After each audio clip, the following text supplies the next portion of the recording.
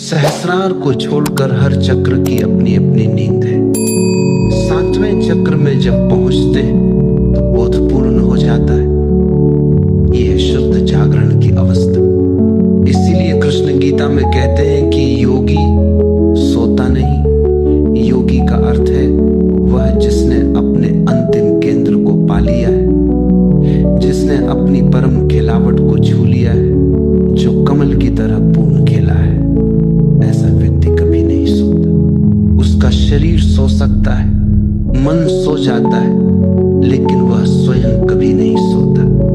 बुद्ध जब विश्राम में लेटे होते हैं तब भी उनके भीतर कहीं गहराई में एक प्रकाश, एक ज्योति लगातार जगमगाती रहती। सातवें चक्र में नींद का कोई स्थान ही नहीं, लेकिन नीचे के चक्रों में यिन और यंग, शिव और शक्ति दोनों हैं। कभी जागरण, कभी सुषुप्ति, दोनों पहलू मौजूद हैं। जब भूख लगती है तो भूख का चक्र सक्रिय हो जाता है।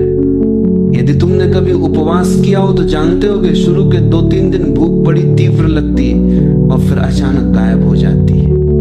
कुछ समय बाद फिर आती है, फिर जाती है, और तुम कुछ भी खा नहीं रहे तो तुम यह भी नहीं कह सकते कि मैंने खाया इसलिए भूख मिट गई। तुम उपवास कर रहे हो। कभी कभी भूख इतनी प्रबल होती है कि तुम तड़प उठते हो।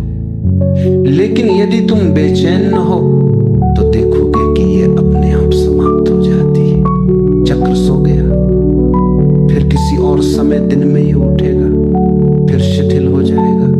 यही नियम काम चक्र पर लागू होता है।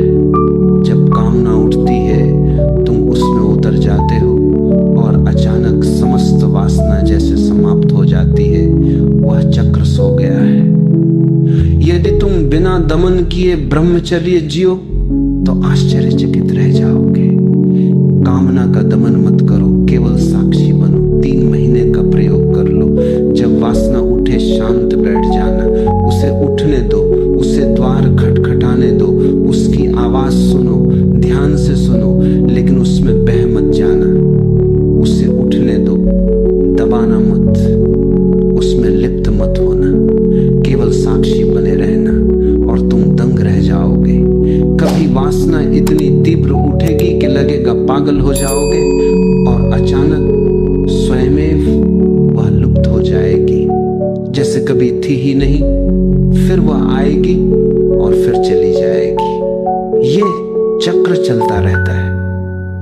दिन में कभी वासना उठेगी, रात में शांत हो जाएगी। 7वें चक्र से नीचे के सभी चक्र इसी तरह काम करते हैं। नींद का अपना अलग चक्र नहीं है, लेकिन सहस्रार को छोड़कर हर चक्र में उसका स्थान है।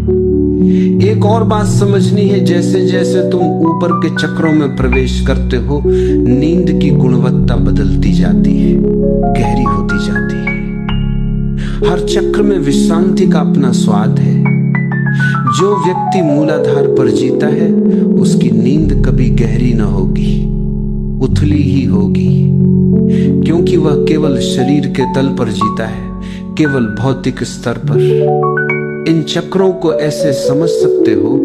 पहला चक्र है भौतिक मूलाधार, यहीं से यात्रा शुरू होती है। शरीर का आधार यही है। दूसरा है प्राण स्वाधिष्ठान, यहां से जीवन की धाराएं बहती हैं। श्वास, रस, तरंगे सब यहीं से उठते हैं। तीसरा है ऊर्जा का केंद्र मणिपुर, यह काम का भी केंद्र है।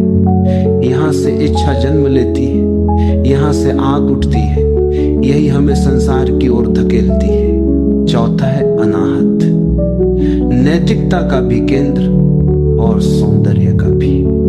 यहीं से प्रेम जन्म लेता है, यहीं करुणा खिलती है, यहीं हृदय खुलता है। 5वां है धार्मिक केंद्र विशुद्ध। जब ये जागता है तो वाणी शुद्ध हो जाती है, शब्द प्रार्थना बन जाते हैं, बोलना ही प्रार्थना हो जाता है। 6ठा है आज्ञाचक, आध्यात्मिक द्वार। यही ध्यान उतरता है, यहाँ द्वैत मिट जाता है, यहाँ केवल मौन बचता है, और सातवां है सहस्रार, दिव्यता का शिखर, जहां सब कुछ समाप्त हो जाता है, शरीर भी, मन भी, इच्छा भी, और बचता है केवल शुद्ध जागरण, केवल प्रकाश। जैसे जैसे ऊपर जाओगे नींद और गहरी होती जाएगी, उसकी गुणवत्ता बदलती जाएगी। जो व्यक्ति भोजन ग्रस्त है, जो केवल खाने के लिए जीता है, उसकी नींद अशांत होगी, बेचैन रहेगी, संगीत विहीन होगी, दुह स्वप्न जैसी होगी। जो व्यक्ति भोजन में कम रस लेता है और वस्तुओं की बजाय व्यक्तियों में रस लेता है, जुड़ना चाहता है, उसका विश्राम थोड़ा गहरा होगा, परंतु बहुत गहरा नहीं, नीचे के तल पर। कामुक व्यक्ति की नींद सबसे गहरी होगी। यही कारण है कि सेक्स को लगभग एक नशे की तरह, एक ट्रैंक्यूलाइजर की तरह इस्तेमाल किया जाता है। पश्चिम में डॉक्टर उन सबको सेक्स की सलाह देते हैं जिन्हें नींद नहीं आती। अब तो हृदय रोगियों को भी सलाह दी जाती है, क्योंकि सेक्स तनाव मिटा देता है और नींद गहरी कर देता है। लेकिन जब चौथे चक्र पर आते हो, अनाहत पर, नींद शांत हो जाती है, निष्कंप हो जाती है, पवित्र हो जाती है, परिष्कृत हो जाती है। जब प्रेम करते हो तब एक अद्वितीय विश्रांति उतरती है। सिर्फ इतना कि कोई तुम्हें प्रेम करता है और तुम किसी को प्रेम करते हो, तनाव मिट जाते हैं। प्रेमी व्यक्ति गहरी नींद जानता है। द्वेष करो तो सो ना पाओगे, क्रोध करो तो नींद भाग जाएगी, प्रेम करो, करुणा करो और नींद उतर आएगी। पांचवें चक्र के साथ नींद लगभग प्रार्थना हो जाती है। इसलिए हर धर्म कहता है सोने से पहले प्रार्थना करो। नींद को प्रार्थना से जोड़ दो, बिना प्रार्थना कभी मत सो, ताकि रात में भी उसकी गूंज बनी रहे। प्रार्थना की प्रतिध्वनि तुम्हारी नींद को बदल देती है। पांचवा चक्र प्रार्थना है, और यदि तुम सच में प्रार्थना कर सको तो अगली सुबह तुम चकित रह जाओगे। तुम उठोगे ही प्रार्थना करते हुए, तुम्हारा जागना ही प्रार्थना होगा। इस बिंदु पर नींद साधारण नींद नहीं रहती। नींद एक द्वार बन जाती है जहां अहंकार खो जाता है और परमात्मा में डूब जाना आसान हो जाता है। जागरण में अहंकार बहुत प्रबल है, लेकिन नींद में वो गायब हो जाता है। जब तुम गहरी नींद में प्रवेश करते हो, तभी तुम्हारी आरोग्य शक्तियां सर्वोच्च रूप से काम करती हैं। इसीलिए डॉक्टर कहते हैं यदि कोई रोगी सो नहीं सकता तो उसके स्वस्थ होने की संभावना कम हो जाती है। आरोग्य भीतर से आता है और तब आता है जब अहंकार मिट जाता है। जो व्यक्ति पांचवें चक्र तक पहुंचता है, उसका जीवन प्रसाद बन जाता है।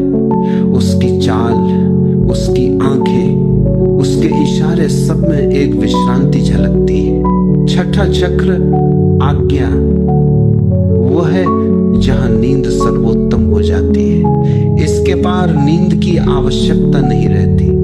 छठे तक नींद आवश्यक है, छठे में नींद ध्यान में बदल जाती है। केवल प्रार्थना ही नहीं, ध्यान भी, क्योंकि प्रार्थना में द्वैत है, मैं और तू, भक्त और भगवान। लेकिन छठे में यह द्वैत मिट जाता है, नींद गहरी हो जाती है, इतनी गहरी जितनी मृत्यु। वास्तव में मृत्यु कुछ और नहीं, बस एक गहरी नींद है, एक छोटी सी मौत। छठे चक्र पर नींद भीतर की गहराई तक चली जाती है और यात्रा पूरी हो जाती है। और जब छठे से सातवें पर पहुंचते हो तो नींद की आवश्यकता भी समाप्त हो जाती है। तुम द्वैत से परे चले गए हो। अब थकान का प्रश्न नहीं, अब नींद का कोई उपयोग नहीं। सातवीं अवस्था है शुद्ध जागरण की अवस्था।